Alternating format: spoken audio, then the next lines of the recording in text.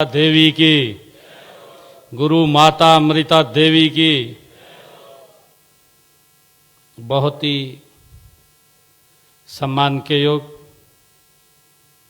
हरियाणा सरकार में शिक्षा मंत्री महिपाल डांडा जी, हरियाणा सरकार में पीडब्ल्यूडी मंत्री रणबीर गंगवा जी, हमारी हिसार की विधायिका सावित्री जिंदल जी, इस क्षेत्र के हमारे लोकप्रिय विधायक रणधीर पनिहार जी, हमारे हांसी के विधायक विनोद भ्याणा जी, हमारे पूर्व विधायक दुड़ाराम बिश्नोई जी, पूर्व मंत्री हरियाणा सरकार डॉक्टर कमल गुप्ता जी, हमारे महंत लालासर साथरी स्वामी सच्चिदानंद आचार्य जी, हमारे जिला की अध्यक्षा आशा खेदड़ जी, हमारे हिसार के मेयर परवीन पोपली जी और हमारे गुरु जम्बेश्वर यूनिवर्सिटी के vice chancellor professor Narsingh Ram Bishnoi ji और हमारे एग्रीकल्चर यूनिवर्सिटी के वाइस चांसलर कंबोज साहब और उपस्थित आज इस ऐतिहासिक और एक प्रेरणादायी इस कार्यक्रम में उपस्थित सभी हमारे महानुभाव मातृशक्ति, आप सबको दोनों हाथ जोड़ करके मैं प्रणाम करता हूं, राम राम करता हूं। साथियों, आज का ये अवसर ये केवल माता अमृता देवी जी के प्रतिमा के अनावरण का नहीं है, बल्कि ये भारत की उस अमर परंपरा को नमन करने का अवसर है। साथियों, जिसने हमें सिखाया है कि प्रकृति की रक्षा ही सच्ची राष्ट्रभक्ति और मानवता की सेवा है। साथियों, यह हमारे लिए बहुत ही आज गर्व की बात है कि माता अमृता देवी की आज प्रतिमा का अनावरण हुआ है।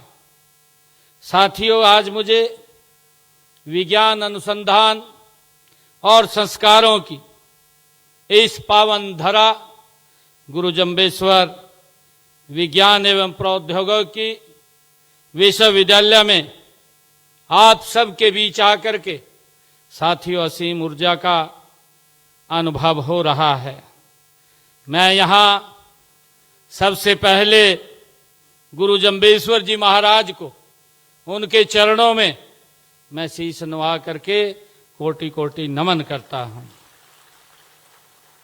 साथियों, मुझे खुशी है, आज अत्यंत गर्व की अनुभूति भी हो रही है कि इस विश्वविद्यालय के परिसर में खेजड़ली महाबलिदान स्मृति शिल्प और माता अमृता देवी सर्कल का भी आज लोकार्पण हुआ है और इस स्मृति को स्थायी रूप दे करके साथियों केवल इतिहास का सम्मान नहीं किया है, बल्कि भावी पीढ़ियों के लिए एक जीवंत प्रेरणा का केंद्र भी यहां बनाया गया है। साथियों, आज स्वास्थ्य सेवाओं और चिकित्सा शिक्षा को मजबूत करने के उद्देश्य से विश्वविद्यालय में नर्सिंग विभाग के एक नए भवन का भी आज लोकार्पण हुआ है। और इसके साथ साथ साथियों, आज कितना ऐतिहासिक और पवित्र दिन है जहां हमने माता अमृता देवी उनकी प्रतिमा का अनावरण किया है। वहीं विश्वविद्यालय में छात्राओं के लिए गर्ल हॉस्टल का शिलान्यास भी किया है। साथियों, इन सभी परियोजनाओं के ऊपर जो लागत आएगी वो 7 करोड़ 58 लाख रुपए की लागत से ये बनकर के तैयार होंगे। साथियों, जब हम खेजड़ली महाबलिदान का स्मरण करते हैं साथियों, तब हमारे सामने मानव सभ्यता के सर्वोच्च नैतिक साहस का एक उदाहरण साथियों आता है। हम सब जानते हैं 1730 में जब जोधपुर के आदेश पर, जो जोधपुर का राज्य था साथियों, उस राजा के आदेश पर खेजड़ी के वृक्षों की कटाई प्रारंभ कर दी गई थी। तब माता अमृता देवी ने जो वाक्य कहा था साथियों, वो आज पर्यावरण का दर्शन शाश्वत रूप से हमें कराता है। साथियों, मुझे खुशी है आप लोगों के बीच में बात करते हुए कि आज मैंने एक पेड़ मां के नाम, जो देश के यशस्वी प्रधानमंत्री आदरणीय नरेंद्र मोदी जी ने जिसकी शुरुआत की थी साथियों, ये रास्ता जहां से आया है आदरणीय मोदी जी ने उस रास्ते को बढ़ाने का काम किया है। ये रास्ता ये माता अमृता देवी ने और गुरु जंबेश्वर जी महाराज ने साथियों हमें देने का काम किया है, और उसको आगे बढ़ाने का काम आदरणीय नरेंद्र मोदी जी कर रहे हैं। साथियों, उन्होंने कहा एक पेड़ मां के नाम। माता अमृता देवी जी ने जब पेड़ कट रहे थे तो उन्होंने तब कहा था, उनकी वाणी में उन्होंने कहा था, सर साठे रुख रहे तो भी सस्तो जान। ये ममता देवी जी ने कहा था, यानी कि यदि वृक्ष बचाने के लिए अपना सिर भी कलम करवाना पड़े तो साथियों पीछे नहीं हटना चाहिए। ये पर्यावरण को सुरक्षित करने के लिए साथियों ये अगर कोई रास्ता दिया है, और मुझे ये बताते हुए कि ये खाली ये उन वृक्षों को नहीं बचाया गया, इसके पीछे हमारे 363 लोगों ने मां अमृता देवी के साथ अपना बलिदान भी देने का काम किया है, वो पीछे नहीं हटे। साथियों, आज भी वहां उस स्थल के ऊपर मेले लगते हैं। यह साथियों भारतीय संस्कृति में पर्यावरण के महत्व को मजबूत करने का काम ये माता अमृता देवी ने किया है। साथियों, हम सब जानते हैं कि माता अमृता देवी ने अपनी 3 बेटियों सहित बलिदान दिया था वृक्षों को बचाने के लिए, वृक्ष काटे न जाएं। साथियों, पर्यावरण का ये कितना बड़ा संदेश है, जो आज से लगभग साथियों ये 500-550 वर्ष पहले ये संदेश दिया गया है। साथियों, उन्होंने वृक्षों की रक्षा के लिए अपने प्राणों को न्यौछावर किया है। साथियों, संसार के इतिहास में पर्यावरण संरक्षण के लिए किया गया यह बलिदान बेमिसाल है, और साथियों इन बलिदानियों ने संसार को, साथियों भारत नहीं पूरी दुनिया को ये संदेश दिया कि विकास का कोई भी मॉडल प्रकृति के विनाश पर आधारित नहीं हो सकता है। ये उन्होंने एक बड़ा संदेश दिया है। साथियों, उन सब 363 महाबलिदानियों की याद में एक स्मारक केवल अतीत की स्मृति नहीं है, जो साथियों वो स्मारक बना है उनकी याद में बना यह स्मारक, यह नई पीढ़ियों को पर्यावरण संरक्षण की राह दिखाने वाला साथियों एक प्रकाश स्तंभ के रूप में वो काम करता रहेगा। साथियों, भारत की सभ्यता का मूल स्वर प्रकृति के साथ आत्मीय संबंध का रहा है, और इसी महान परंपरा में 15वीं शताब्दी में गुरु जंबेश्वर जी महाराज ने मरुस्थलीय प्रदेश में पर्यावरण संरक्षण के लिए जो विचार क्रांति प्रारंभ की, वह अपने समय से कई सदियों शताब्दियों की आगे की सोच गुरु जंबेश्वर जी महाराज ने उस समय के अंदर साथियों हमें दी है। उस समय जब संसार के अधिकांश भागों में साथियों प्रकृति को केवल संसाधन के रूप में देखा जाता था, तब गुरु जंबेश्वर जी ने प्रकृति को जीवन का आधार, धर्म का अंग और लोक कल्याण का सर्वोच्च माध्यम घोषित किया था। साथियों, हम सब इस बात को जानते हैं। उनके द्वारा प्रतिपादित साथियों 29 नियम केवल किसी धार्मिक पंथ के अनुशासन नहीं है।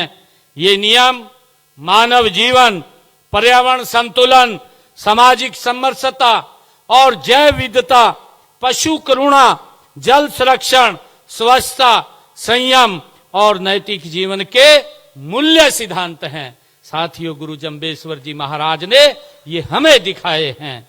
साथियों, नियम आज भी उतने ही प्रासंगिक हैं। अगर इनसे हमने छेड़छाड़ किया तो उसका हमें खामियाजा भुगतना पड़ रहा है, परंतु हमें गुरु जंबेश्वर जी महाराज द्वारा दिखाए हुए मार्ग के ऊपर आगे बढ़ना होगा, अगर हम अपनी प्रकृति को सुरक्षित करना चाहते हैं। और उसी को लेकर के देश के यशस्वी प्रधानमंत्री आदरणीय नरेंद्र मोदी जी ने एक पेड़ मां के नाम ये लगाने का आह्वान किया है। मैं आज पूरे समाज को, आप सबको साथियों बहुत बहुत साधुवाद और बधाई देता हूं। साथियों, हम सब जानते हैं कि देश के यशस्वी प्रधानमंत्री आदरणीय नरेंद्र मोदी जी को संयुक्त राष्ट्र पर्यावरण कार्यक्रम द्वारा चैंपियन ऑफ द अर्थ सम्मान से साथियों उनको अलंकृत किया गया है।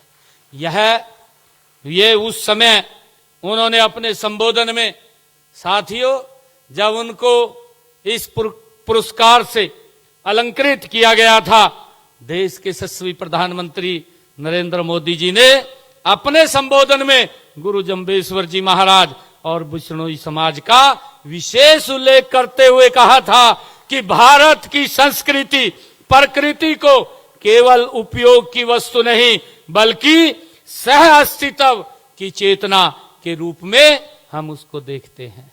साथियों, आदरणीय प्रधानमंत्री जी ने कहा था, यह कथन भारत की उस सांस्कृतिक विरासत की साथियों वैश्विक स्वीकृति है जिसकी प्रतिनिधित्व गुरु जंबेश्वर जी महाराज ने अपने जीवन और उपदेशों में साथियों किया है। साथियों, मुझे खुशी है गुरु जंबेश्वर जी महाराज जी की शिक्षाओं ने साथियों उनके अनुरूप हमारी ये डबल इंजन की सरकार प्रकृति के साथ संतुलन बैठा करके हरियाणा को विकास की नई बुलंदियों के ऊपर ले जाने का निरंतर काम कर रही है। साथियों, गुरु जंबेश्वर जी महाराज की शिक्षाओं के अनुरूप साथियों हम आगे बढ़ रहे हैं और इसका मुख्य उद्देश्य ऐसे चरित्रवान, संवेदनशील और जागरूक समाज का निर्माण करना है जो तकनीकी रूप से सक्षम होने के साथ साथ साथियों अपनी सांस्कृतिक व प्रकृति के प्रति भी पूरी तरह सजग हो। इसी बात को ध्यान में रखते हुए हमारे देश के यशस्वी प्रधानमंत्री नरेंद्र मोदी जी के नेतृत्व में साथियों देश में नई राष्ट्रीय शिक्षा नीति भी लागू की गई है। और साथियों इसका विजन भारत को एक नई वैश्विक साथियों ज्ञान महाशक्ति बनाना है।